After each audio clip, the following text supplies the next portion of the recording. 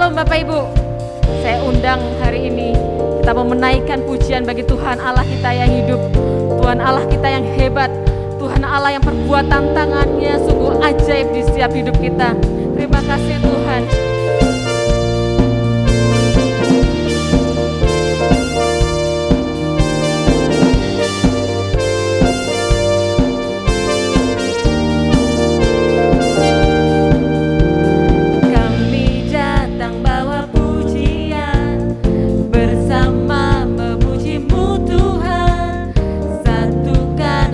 Dan nyanyikan sorak kemenangan.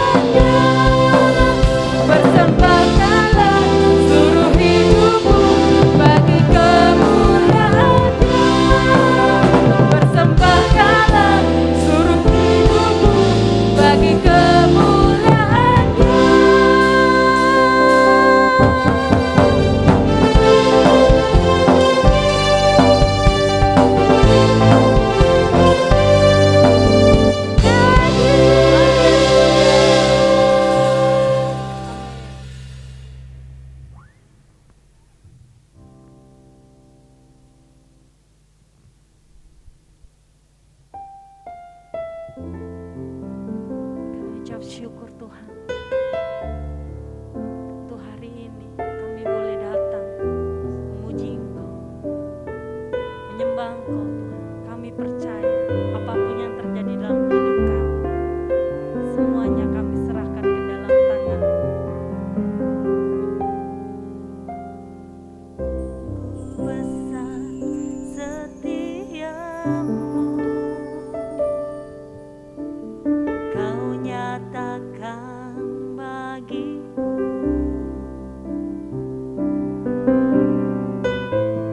Kau Bapa yang selalu mengerti isi hatiku.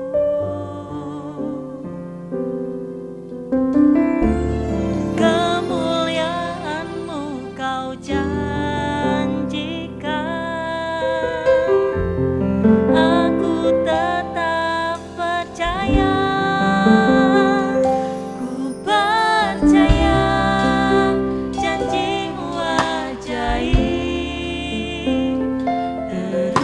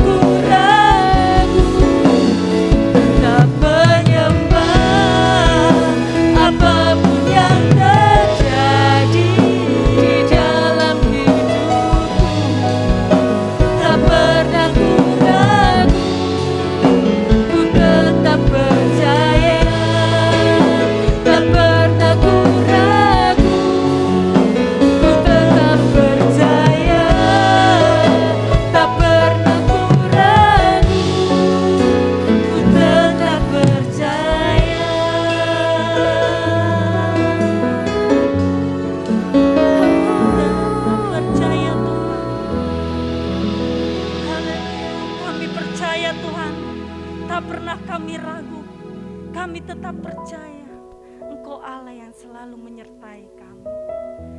Tuhan Yesus yang baik, sebentar kami akan mendengarkan firman-Mu Tuhan. Urapi hamba-Mu yang akan menyampaikan firman-Mu Tuhan. Biarlah firman yang kami dengar Tuhan, firman itu yang membangun kami, menguatkan kami. Terima kasih Bapa, terima kasih. Hanya di dalam nama Tuhan Yesus kami berdoa, mengucap syukur. Haleluya. Amin. Amin.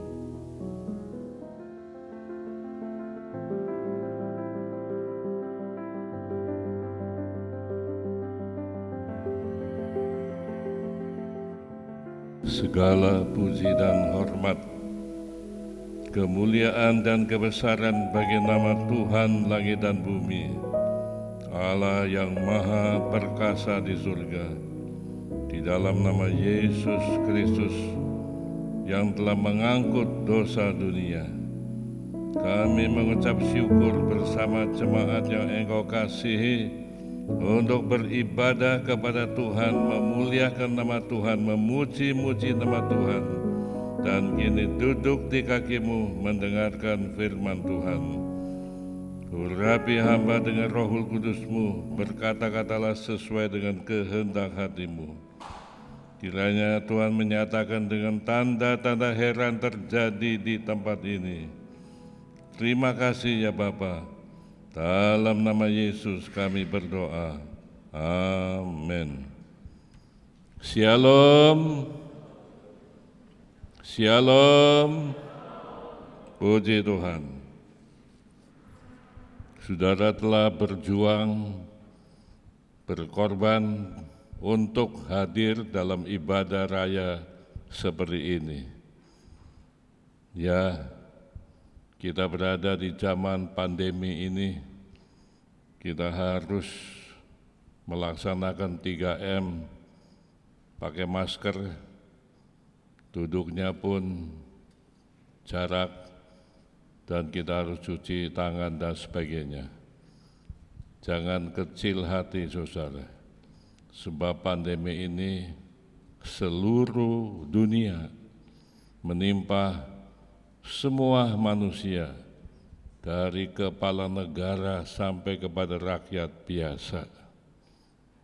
Presiden Joe Biden juga memakai masker seperti saudara kalau dia bepergian, berdialog dengan rakyat.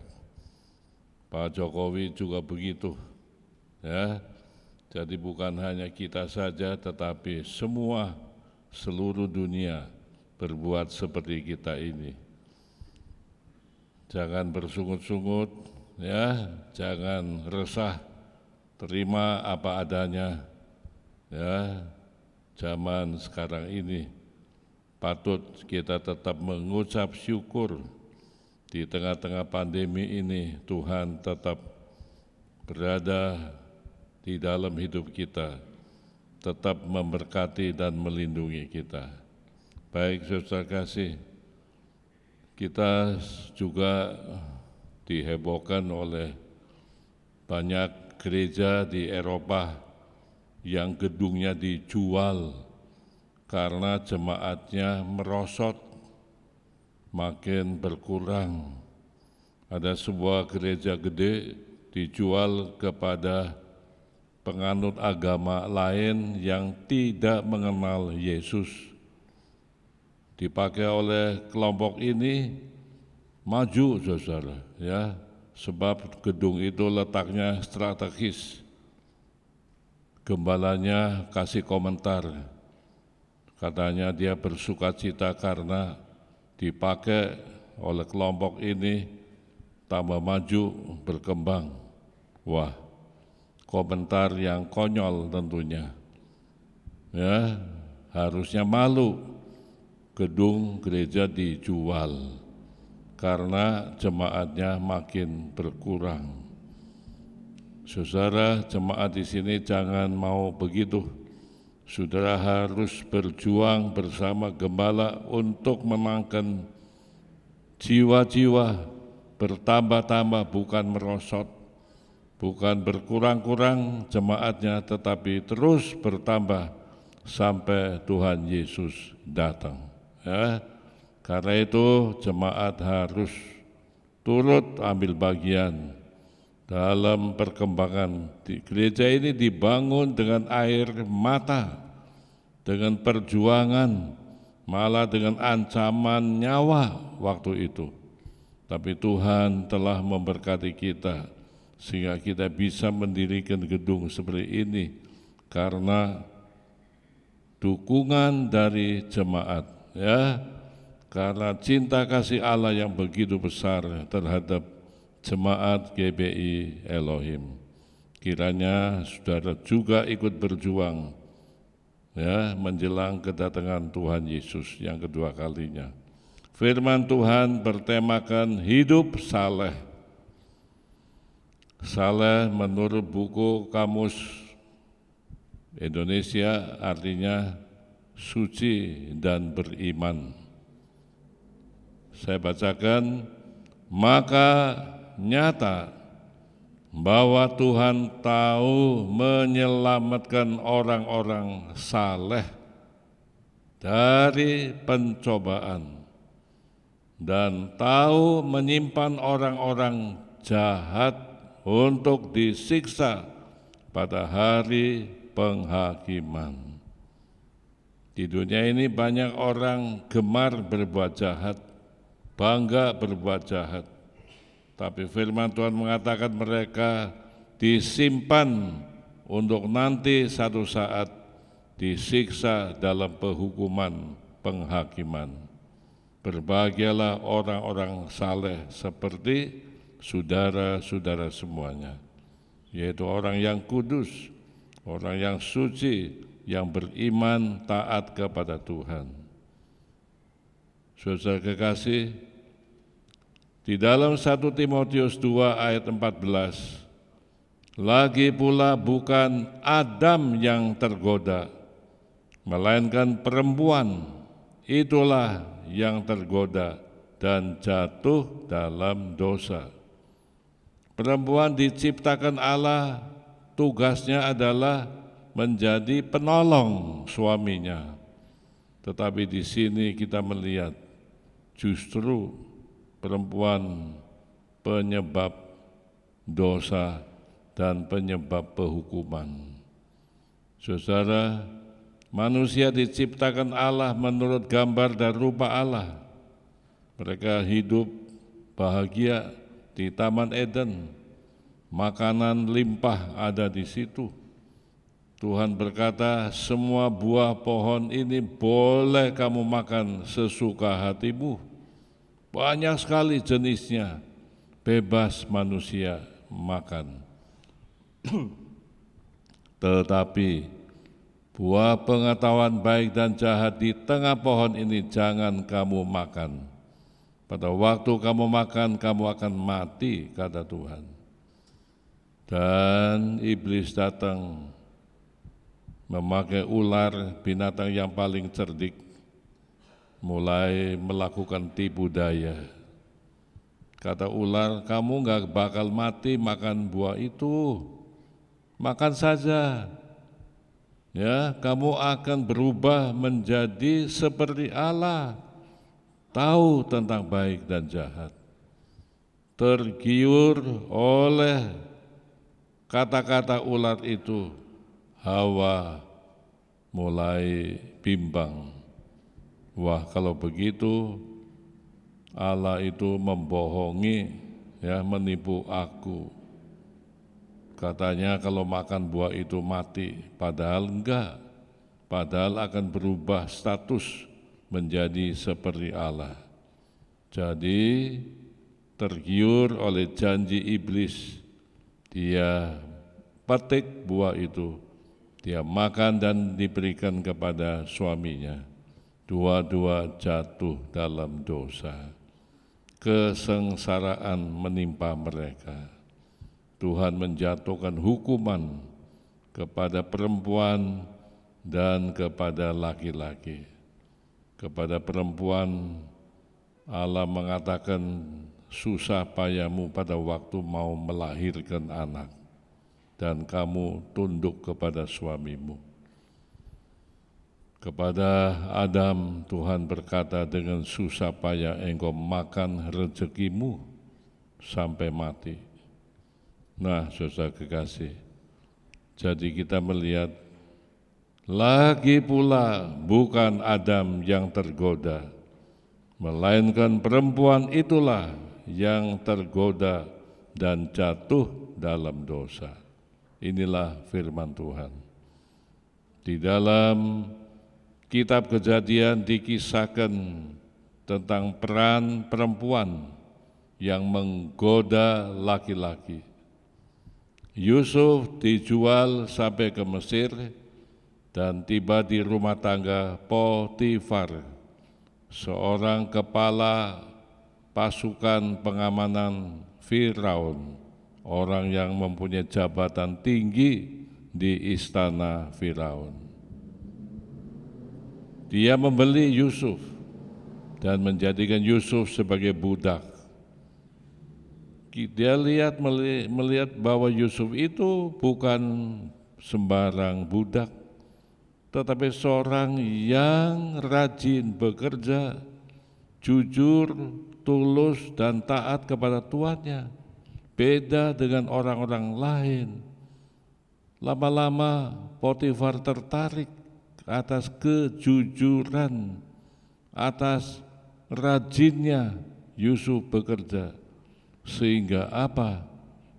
Rumah tangga itu yang penuh dengan perkakas yang indah-indah itu diserahkan kepada Yusuf untuk diawasi. Jadi Yusuf naik pangkat dari seorang budak menjadi kepala rumah tangga Potifar. Luar biasa, saudara. Maka itu saudara beda ya. Orang yang rajin bekerja dengan yang malas beda. Karena itu anak-anak Tuhan harus belajar rajin bekerja. Jangan malas dan jujur serta taat kepada tuannya. Jujur itu penting dalam hidup kita ini supaya saudara dipercaya oleh tuannya, ya. Yusuf dipercaya sepenuh, semua diserahkan kepada Yusuf kecuali istrinya. Nah, saudara, lama-lama istri Potifar jatuh cinta kepada Yusuf karena Yusuf seorang pemuda yang ganteng, yang gagah, yang menarik. Satu ketika Potifar bekerja sibuk di istana. Gedung itu besar dan para pegawai kerja di luar gedung itu. Jadi di dalam gedung itu hanya 2 orang, yaitu istri Potifar dan Yusuf. Karena terdorong oleh birahi terhadap Yusuf, istri Potifar mengajak Yusuf berselingkuh, mumpung suaminya enggak ada di rumah. Tetapi bagaimana sikap Yusuf? Yusuf menolak, saudara. Tidak, jangan. Aku dengan Potifar hubungannya sudah baik seperti sahabat. Potifar percaya kepadaku, menyerahkan semua rumah tangga itu kepadaku kecuali engkau, sebab engkau istrinya. Lagi pula perbuatan itu diketahui, dilihat oleh Tuhan Allah. Aku tidak mau berbuat jahat seperti itu, menolak. Tetapi karena birahinya yang meluap-luap dalam diri Nyonya Potifar, saben hari dia mengganggu, menggoda Yusuf.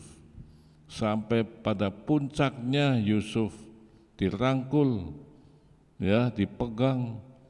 Yusuf tetap nggak mau. Dia tetap menjaga kesucian hidup, sebab dia seorang yang saleh.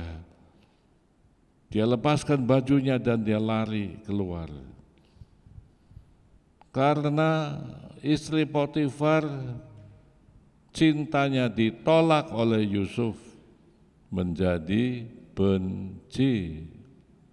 Lalu dia mengarang suatu fitnah, saking bencinya terhadap Yusuf karena tidak mau meladeni keinginannya itu, difitnah bahwa Yusuflah yang mengganggu dia, Yusuflah yang cinta kepada dia. Dia berteriak, saudara, dan lalu para pegawai berdatangan dan mengatakan, ini orang Ibrani kurang ajar, dia mau ngajak berselingkuh, aku menolak dan aku berteriak, ini bajunya ada di tanganku. Nah, saudara, kita lihat, saya bacakan Kejadian 3:9. Juga ditaruhnya baju Yusuf itu di sisinya sampai tuan rumah pulang. Perkataan itu jugalah yang diceritakan perempuan itu kepada Potifar. Katanya, hamba orang Ibrani yang kau bawa kemari itu datang kepadaku untuk mempermainkan aku. Tetapi ketika aku berteriak sekeras-kerasnya, ditinggalkannya bajunya padaku, lalu ia lari keluar. Jadi persoalannya dibalik, saudara. Ya, baru saja didengar oleh tuannya perkataan yang diceritakan istrinya kepadanya, begini begitulah aku diperlakukan oleh hambamu itu, maka bangkitlah amarahnya. Lalu Yusuf ditangkap oleh tuannya dan dimasukkan ke dalam penjara, tempat tahanan raja dikurung. Demikianlah Yusuf dipenjarakan di sana. Coba saudara, di dunia ini banyak fitnah. Orang yang benar difitnah sehingga mengalami kesusahan. Ya, tapi orang benar tetap benar, orang saleh tetap saleh. Jangan takut, saudara mempertahankan kebenaran, walaupun orang memfitnah saudara, jangan takut. Kebenaran itu akan unggul dari semuanya. Di sini kita melihat saudara, ya. Demikianlah Yusuf dipenjarakan di sana. Tetapi Tuhan menyertai Yusuf dan melimpahkan kasih setianya kepadanya. Tuh saudara, Tuhan mengasihi Yusuf. Orang benar tetap benar walaupun menderita akibat menanggung fitnah. Tetapi Tuhan menyertai Yusuf dan melimpahkan kasih setianya kepadanya dan membuat Yusuf kesayangan bagi kepala penjara itu. Sebab itu kepala penjara mempercayakan semua tahanan dalam penjara itu kepada Yusuf dan segala pekerjaan yang harus dilakukan di situ, dialah yang mengurusnya. Saudara, orang yang ada di penjara itu banyak melakukan kejahatan. Malah di dalam penjara narapidana bisa bisnis narkotika, bisa dagang. Saya pernah ngobrol dengan narapidana di Karawang, ngobrol, dia bangga. Dia bisa bisnis narkotik, untung 200 juta katanya dia. Bangga dia, di dalam penjara bisa melakukan tindak kriminal juga. Tetapi Yusuf, dasar orang saleh, tetap saleh. Dia tidak mau berbuat curang di dalam penjara. Dia tetap berbuat kebaikan sampai kepala penjara kagum dengan perbuatan Yusuf. Dia malah mengangkat Yusuf menjadi kepala di penjara itu. Semua diserahkan kepada Yusuf. Jadi kini anak buah Yusuf narapidana semua dikepalai oleh Yusuf, karena Yusuf seorang saleh dan rajin bekerja, taat kepada aturan. Nah, saudara kasih, kita lihat Yusuf meringkuk dalam penjara karena korban fitnah dari seorang perempuan, istri Potifar. Saudara, di dalam kitab Raja-Raja juga ada seorang perempuan yang bikin masalah. Istri Raja Ahab. Dia orang kafir. Dia tidak percaya kepada Yehova Tuhan. Dia percaya kepada Baal. Tetapi Ahab cinta kepada dia, kawin. Dan setelah menjadi ratu, dia mulai ngobok-ngobok iman percayanya Ahab. Dan Ahab ikut-ikutan menyembah dewa Baal. Saudara, satu ketika Raja Ahab melihat tetangganya itu ada tanah luas, kebun anggur. Dia ingin memiliki kebun anggur itu karena dekat istananya. Dia datang kepada Nabot, pemiliknya itu, minta mau beli tanah itu atau tukar tambah dengan yang lain. Nabot bilang, ini tanah warisan dari leluhur. Saya nggak berani menjualnya. Ini warisan dari orang tua, nggak mau dijual, dipertahankan. Akibatnya apa? Ahab marah. Dia pulang dengan kemarahan yang besar. Istrinya tahu masalah ini, lalu apa yang dilakukan istrinya, yaitu Isabel. Dia merancang kejahatan untuk melakukan fitnah terhadap Nabot, supaya Nabot dibunuh oleh penduduk setempat. Ya, dia tulis surat kepada bupatinya, kepada camat, kepada lurah, kepada RW, RT, bahwa Nabot itu seorang durhaka, mengutuk Allah dan mengutuk raja, harus dihukum mati. Karena mereka dapat surat resmi dari istana tentang Nabot difitnah itu. Mereka lakukan seperti yang diperintahkan oleh Isabel di dalam surat itu.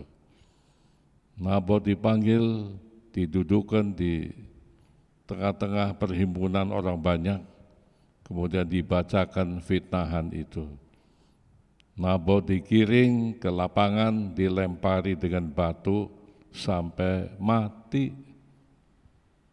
Hal ini dilaporkan kepada Isabel, dan Isabel bangga. Pemilik kebun anggur itu sudah mati, bisa diambil alih gratis. Lalu dia kasih tahu kepada Ahab, Nabot sudah mati, kebun anggur itu boleh kamu miliki tanpa bayar apa-apa. Itu perempuan di dalam kitab Perjanjian Lama. Saudara kasih, pengaruh dari perempuan ini jahat terhadap orang lain.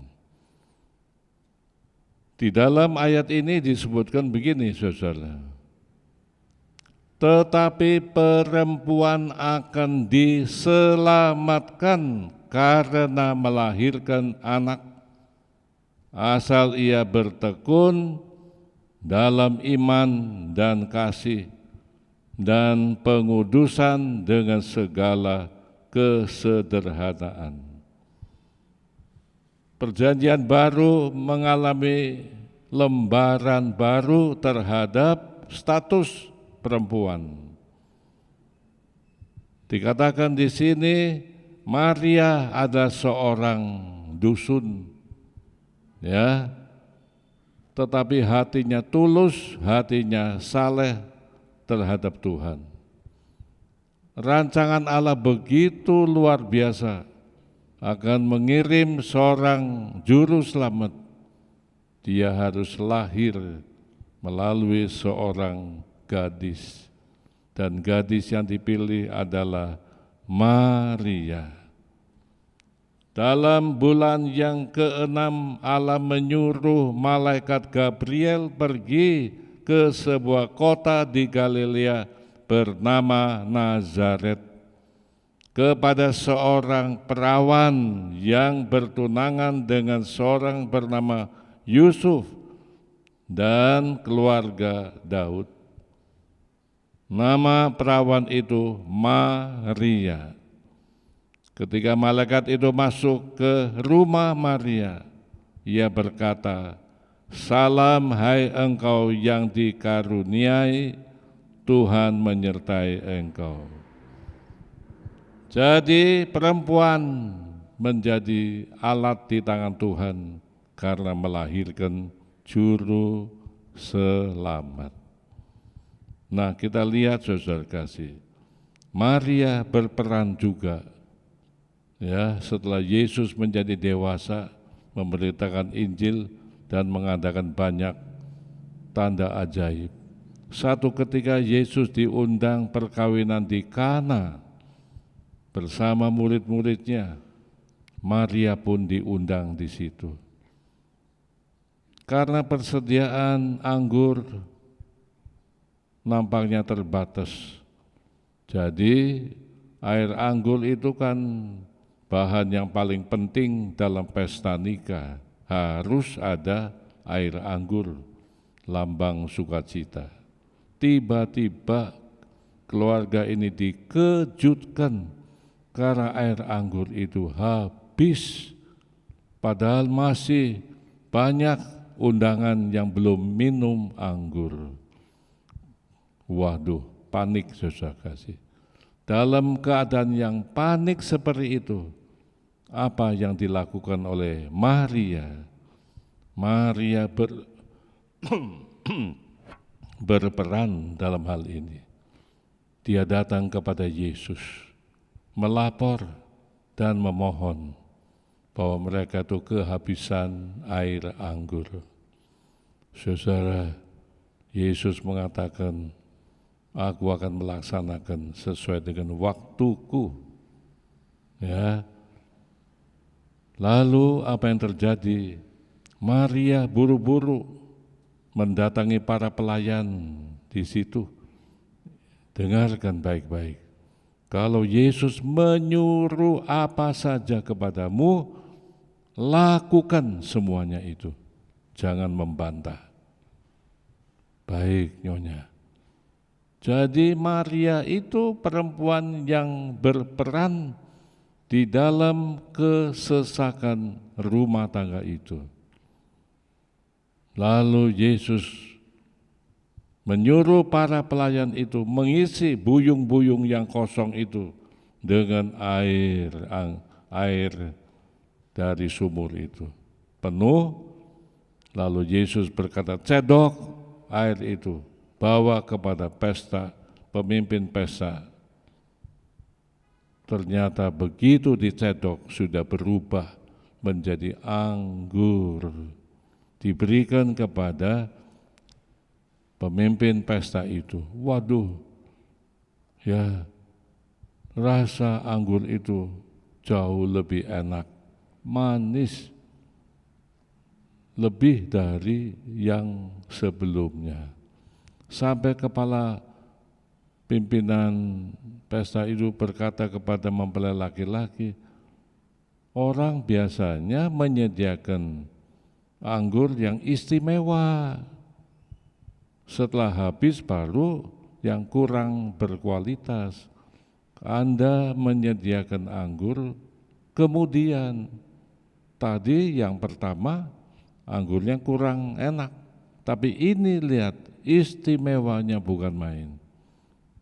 Ya, dia tidak tahu itulah anggur yang dibuat oleh Yesus Kristus.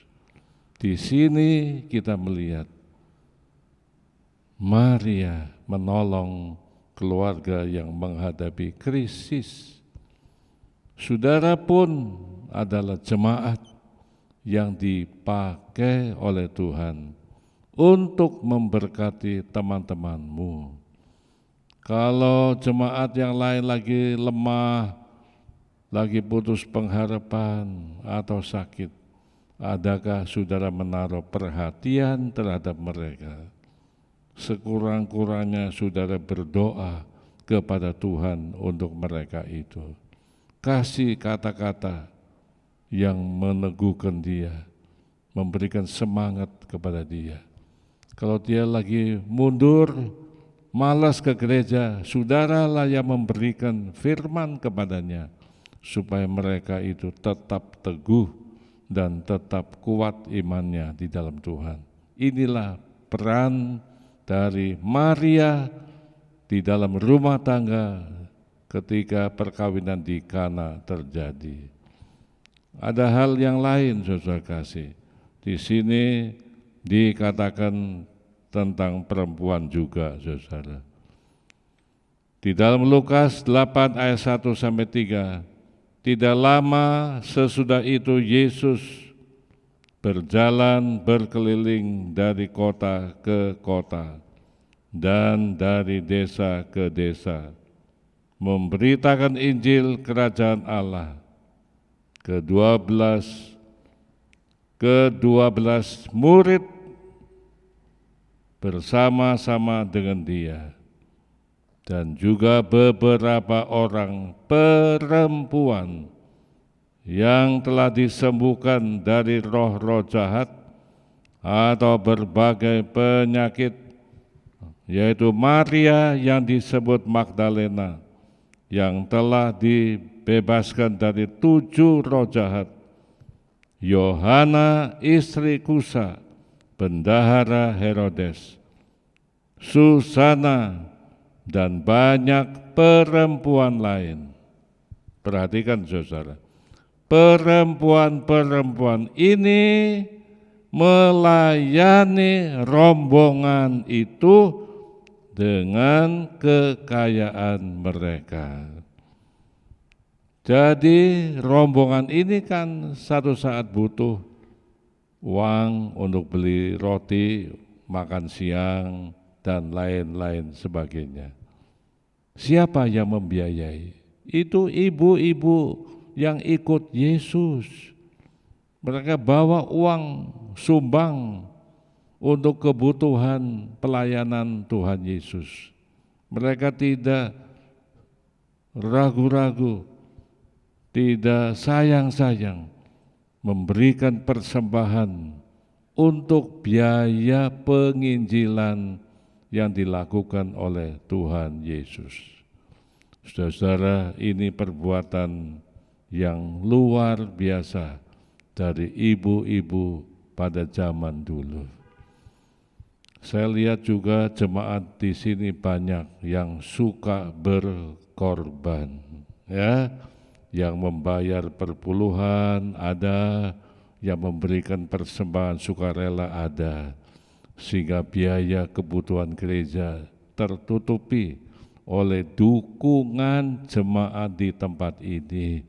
Saya bangga dengan saudara-saudara, dan Tuhan mau pakai saudara semua menjadi alat-alat yang indah di tangan Tuhan. Tuhan mau pakai saudara, sebagian ikut melayani Tuhan, sebagian ikut menopang pekerjaan Tuhan di tempat ini. Sungguh Tuhan mau memakai saudara menjadi alat yang indah di tangan Tuhan. Korban persembahan saudara tidak sia-sia. Dan janji Tuhan, orang yang memberikan persembahan itu Tuhan membayar kembali lipat kali ganda adanya. Allah mau memakai saudara berjuang bersama-sama gembala untuk membangun gereja di tempat ini. Tuhan memberkati saudara. Amin. Mari kita tunduk dan berdoa. Segala puji, hormat, kemuliaan bagi nama Tuhan Allah kami yang maha baik. Pakailah jemaat-Mu ini menjadi utusan-utusan Tuhan yang memberkati jemaat-Mu. Tuhan, pakai mereka semua, dan kiranya Engkau menyatakan kuasa-Mu yang ajaib terhadap gereja Tuhan di tempat ini, sehingga gereja ini akan tetap bertumbuh terus sampai Maranatha, Tuhan Yesus datang. Terima kasih ya Bapa. Dalam nama Yesus kami berdoa. Amin. Selanjutnya kita akan memberikan persembahan kepada Tuhan. Sebelum itu saya ingin membacakan Amsal pasal 3 ayat 9-10. Muliakanlah Tuhan dengan hartamu dan dengan hasil pertama dari segala penghasilanmu, maka lumbung-lumbungmu akan diisi penuh sampai melimpah-limpah, dan bejana pemerahanmu akan meluap dengan air buah anggurnya. Di dalam Mazmur, maka Daud berkata, aku bersyukur dapat mempersembahkan korban kepada Tuhan. Karena apa? Itu semua dari Tuhan. Dia bisa mendapatkan berkat itu karena kemurahan Tuhan. Saudara bisa mendapatkan uang, bisa mendapatkan hasil, itu karena Tuhan memberikan saudara kesehatan tubuh untuk bisnis, kesehatan tubuh untuk bekerja, sehingga engkau mendapatkan hasil. Dan Tuhan minta saudara memuliakan Tuhan dengan sebagian yang engkau miliki untuk kemuliaan nama Tuhan, memuliakan nama Tuhan. Jangan takut berkorban untuk Tuhan, itu luar biasa. Tuhan akan ganti lipat kali ganda.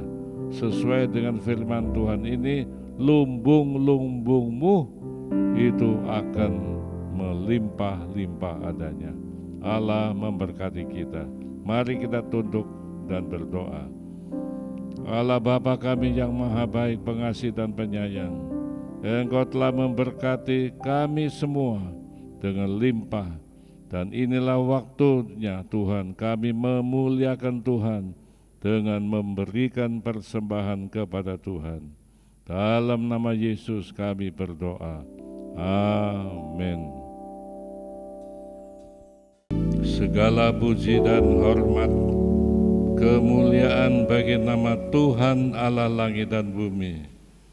Kami bersyukur Tuhan hadir di tempat ini dan telah memberkati jemaat-Mu. Haleluya. Kami bersukacita bersama dengan jemaat-Mu, memberikan persembahan syukur kepada Tuhan, memberikan persepuluhan kepada Tuhan. Kiranya Tuhan berkenan menerima persembahan jemaat-Mu, dan Tuhan melimpahkan rahmat-Mu, berkat-berkat-Mu kepada mereka, sehingga lumbung-lumbung mereka penuh dan berlimpah-limpah dengan berkat adanya. Haleluya, haleluya. Kami berdoa untuk keluarga yang ada sakit penyakit. Tuhan kiranya menjamah mereka satu persatu. Biarlah Tuhan menyembuhkan mereka, seperti Tania, seperti Ahok, dan yang lain-lainnya. Tuhan jamah dan Tuhan sembuhkan mereka dengan sempurna adanya. Nama-Mu dipermuliakan selama-lamanya. Berkati ibadah raya disertai perjamuan kudus bulan depan, minggu yang akan datang. Tuhan beracara di dalam rumah Tuhan ini. Nama-Mu dikuduskan. Kami berdoa juga untuk negara kami, untuk bangsa kami Indonesia. Berkati bangsa kami Indonesia. Juga ya Tuhan, vaksinasi terhadap rakyat Indonesia supaya berjalan dengan sebaik-baiknya. Tuhan, terima kasih banyak buat kemurahan-Mu yang begitu limpah. Jemaat yang dikasihi Tuhan, terimalah berkat Allah yang kudus, kasih karunia Allah Bapa di dalam Yesus, dan persekutuan Roh Kudus menyertai saudara semua dari saat ini sampai Maranatha, Tuhan Yesus datang. Sama-sama katakan amin.